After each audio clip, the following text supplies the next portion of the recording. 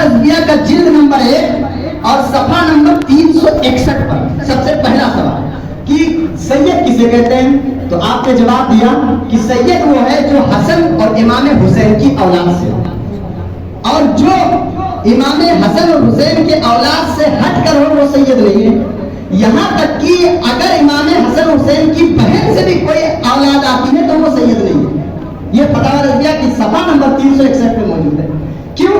इसलिए कि फातिमा ज़हरा से निकलने वाली जात सैयद नहीं कहलाती है, हुजूर से निकलने वाली जात सैयद कहलाती है, और बाद से नसबनामा माना जाता है। और हज़रत इमाम हसन इमाम हुसैन ये हुजूर के बेटे हैं, हुजूर ने उनको अपना बेटा कहा है। इस वजह से उनकी जात से जो औलाद निकलेगी वो उनकी औलाद नहीं है बल्कि हुजूर की औलाद। ये फतवा ने दिया।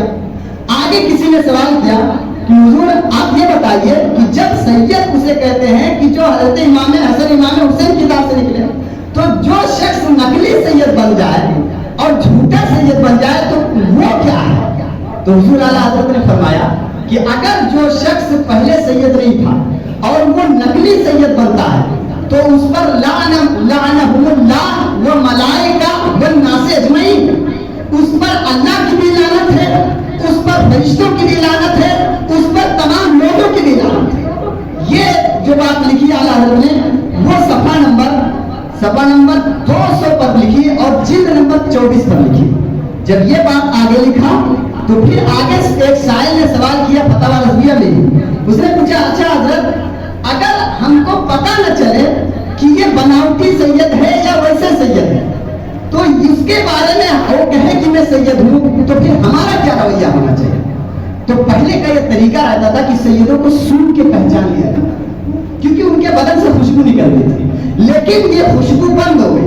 आपको पता नहीं कि छौछा के अशरफी मियां बहुत बड़े अल्लाह के वली हैं, वो गुजरे हैं, वो फरमाते हैं कि पहले सैयदों से खुशबू निकलती थी जिसके बिना पर लोग जान जाते थे कि ये सैयद है। लेकिन जब उस बिना पर जानकारी की बिना पर सैयद के मुखालिफिन ने उनको कत्ल करना शुरू कर दिया तो किसी अल्लाह के वली ने दुआ किया कि मौला ये अलामत सैयदों से निकाल ले ताकि किसी को पता न चले कि ये सैयद है, वरना उनके दुश्मन उनको यहाँ रहने ही नहीं देंगे और इस तरीके से नस्ल खत्म हो जाएगी। तो फिर अल्लाह ने उनसे ये अलामत निकाल ली और अपने पास में गुजर लिया और फरमाया हज़रत शफी मियां ने अब उसी को खुशबू पहुंचेगी जो इश्क़े रसूल में डूबा होगा, इश्क़े रसूल में डूबा होगा। और इसका उदाहरण जो मैं दे दूं वो आला हज़रत से ले लेते हैं। हुजूर आला हज़रत ने जब पालकी पर आप सवार हुए और उसके पैर को उठाने वाले 4 लोग थे, उस वाक़े को मेरा सुनाना मकसूद नहीं है, आपने सुना है। उस पालकी में एक सैयद थे, सुना है कि नहीं? वो सैयद क्या थे? किसान थे, मजदूर थे। हुजूर वो कोई पीर तो थे नहीं, कोई मशहूर खतीब तो थे नहीं। हुजूर आला हज़रत ने उनको कैसे जाना कि वो सैयद है? कैसे जाना? जब उन्होंने छुपाया तो कैसे जाना? खुशबू से। क्यों जाना? इश्क़े रसूल आला हज़रत इश्क़े रसूल में डूबे इसलिए जाना। और फिर ये भी बात है कि जब उनको जाना कि ये सैयद हैं तो फिर ये नहीं कहा कि तुम इतने फटे पुराने लिबास में हो और इस कैटेगरी में हो, तुम्हारा कोई चर्चा नहीं है, सर्टिफिकेट दिखाओ। ये नहीं कहा, ये ना पूछा कि सनद भी है तुम्हारे पास सैयद होने की कि नहीं, ये भी नहीं पूछा, बल्कि फौरन आपने क्या फरमाया कि तुम सैयद हो, इस पर बैठो, मैं तुमको कंधे पे उठा। क्या फरमाया? मैं तुमको कंधे पर उठाता हूं। उन्होंने जब मना किया तो पता है क्या फरमाया? आपने फरमाया कि कल बरोज़े महशर नाना जान आपके अगर मुझसे सवाल कर दिए कि तुमको मैंने इतना मर्तबा दिया और तुमने इस मर्तबे का फायदा उठाया कि मेरी औलाद के कंधे पे सवारी कर लिया, तो मैं तुमको क्या जवाब दूंगा? तो इस वजह से जितनी देर तुम मुझे लेकर के चलोगे उतनी देर तक मैं तुम्हें लेकर के चलूंगा ताकि मैं वहां जवाब दे सकूं। ये इश्क़े रसूल है, ये इश्क़े अहले बैत है। और आगे चलिए तो एक शायर ने फतवा रज़विया की बात चल रही है और लफ्ज़ ब लफ्ज़ बात चल रही है। फतवा रज़विया में जिल्द नंबर 29 सफ़ा नंबर 240 में ये सवाल हुआ कि हुजूर आला हज़रत ये फरमाइए कि अगर सैयदों के अमाल बुरे हों, सैयदों के अमाल बुरे हों तो फिर उनके बारे में आपका क्या हुक्म है? तो हुजूर आला हज़रत ने इरशाद फरमाया कि सैयद अगर कुफ्र तक ना पहुंचे और पहुंच नहीं सकता, सैयद से कुफ्र नहीं निकल सकता, और अगर जिससे कुफ्र निकल गया होगा वो असली सैयद नहीं। अगर कुफ्र तक उससे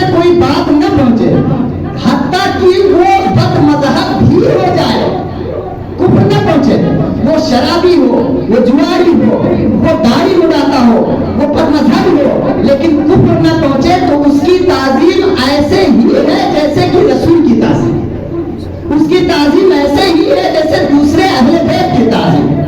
तो फिर आगे उन्होंने सवाल किया कि हुजूर, तो फिर उनके अमाल जो है, उस अमाल के बिना पर वो जहन्नम में जाएंगे और फिर उस जहन्नम में अपने अमाल की सजा भुगतेंगे और फिर निकाल लिए जाएंगे।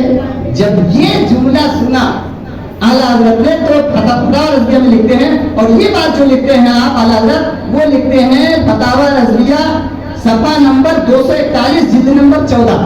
आप लिखते हैं, कहते हैं कि अगर सैयद घराना यानी अहले बैत भी जहन्नम में चला जाए अपने गुनाहों के सबब और फिर उसको निकाला जाए जहन्नम में सजा मिलने के बाद, तो फिर उम्मत मुहम्मदिया और अहले बैत में फर्क क्या है? क्योंकि हर उम्मती जो अदना उम्मती होगा वो भी जहन्नम में जाएगा, मगर हुजूर का कलमा पढ़ रहा है इसलिए उसको निकाला जाएगा। तो फिर हमारे और अहले बैत में कोई फर्क नहीं रहेगा। अल्लाह तबारक व तआला ने हराम कर दिया जहन्नम को कि वो अहले बैत के किसी भी खानदान के किसी भी फर्द को आग में जलाए, ये हराम कर दिया। तो इसलिए अहले बैत का कोई भी शख्स वो जहन्नम तो दूर की बात है, जहन्नम की आंच तक भी वो नहीं जा सकता, चाहे जाए कि वो कितना ही ज्यादा गुनहगार हो, कितना ही ज्यादा वो हो। अब गौर करने की बात है यहाँ पर कि जब गुनाह बदमजहबी सबसे बड़ा गुनाह है, बदमजहबी तक पहुंच जाए सैयद है, उसकी ताजीम वैसे वाजिब हो, तो अगर किसी के जबान से तकरीर में गलती हो जाए उसकी ताजीम कैसे बेताजीम हो जाती है, ये तो समझने वाली बात है। और ये मैं नहीं कह रहा हूँ, ये हुजूर आला हज़रत अपनी किताब फतवा रज़विया में सफा नंबर भी आपको बता रहा हूँ, जिल्द नंबर भी बता रहा हूँ, और वो किताब मदरसे में मौजूद भी है, आप जाकर के पढ़ ही सकते हैं। और आगे सवाल हुआ, देखिए क्या कहते हैं। आपने फरमाया, एक शख्स से सवाल हुआ कि हजरत अगर कोई सैयद को गाली दे तो उसका क्या हुक्म है? सवाल हुआ, आला हजरत लिखते हैं फतवा रज़विया जिल्द नंबर 14 सफा नंबर 241 में सवाल हुआ कि एक शख्स है, एक कोई भी शख्स अगर किसी सैयद को गाली दे और वो सैयद सही है, उसको गाली दे तो उस गाली देने वाले का क्या हुक्म है? आला इरशाद फरमाते हैं, अगर ऐसा शख्स सैयद को सैयद की वजह से गाली दे तो वो ईमान के दायरे से खारिज है, और अगर ऐसा शख्स सैयद को सैयद जानते हुए नहीं गाली दिया है तो फिर वो बदमज़हब नहीं बल्कि वो क्या होगा? गुनहगार होगा, फासिके मौलिद होगा, उस पर शरीयत 80 कोड़े लगाने का हुक्म देती है। ये फतवा रज़विया ने लिखा। अगर सैयद ना जानते हुए उसको गाली दिया तब, और अगर सैयद जानते हुए गाली दिया तो फिर उसका इस्लाम से वो कट गया। अब अगर वो बीवी वाला है तो फिर वो फिर से तौबा करे और फिर से वो तजदीद ईमान तजदीद निकाह करे और फिर से इस्लाम कबूल करे। जब ये सवाल हुआ तो उसने आगे सवाल हुआ कि हुजूर अगर कोई गाली देने वाले शख्स की मदद करे उसका क्या हुक्म है? यानी ऐसा नहीं कि मैं बना रहा हूँ, ये मैं हवाले से पढ़ रहा हूँ, फतवा रज़विया मौजूद है, आप जाकर के देख सकते हैं। तो पूछा गया कि हुजूर अगर कोई शख्स सैयद को गाली देने वाले शख्स की मदद करे या ये कहे कि अरे यार वो फलाना गाली दे दिया तो क्या हुआ, चलिए हटाइए ना, उसका मैटर है, तो उसका क्या हुक्म है? उसका क्या हुक्म है? तो उसके बारे में अलग फरमाते हैं, रहे उसके मददगार, ये इबारत है, रहे उसके मददगार, यानी जो ऐसे शख्स की मदद करे और उसको कहे कि ये सही किया तो फिर वो भी क्या है? वो क्या है? गुमराह है, बददीन है, मस्खरे शैतान है। ये बताया मस्खरे शैतान है।